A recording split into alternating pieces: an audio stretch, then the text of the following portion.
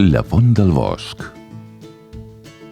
És la urbanització més gran del terme i va començar a construir-se als anys 60 en una zona de bosc que formava part de la hisenda de Cal Maristany, entre Campeixano i Sant Pere Sacarrera.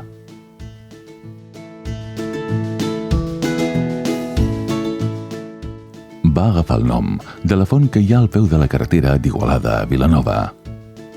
Tot i que originàriament les construccions eren cabanes de fusta destinades a habitatge de segona residència amb pocs serveis i estructures sense planificar, més endavant es van anar fent edificacions més sòlides.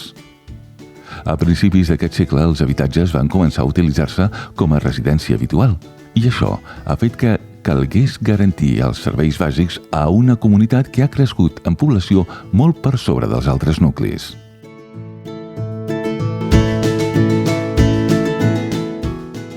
Disposa de supermercat, piscines, zona poliesportiva i centre social.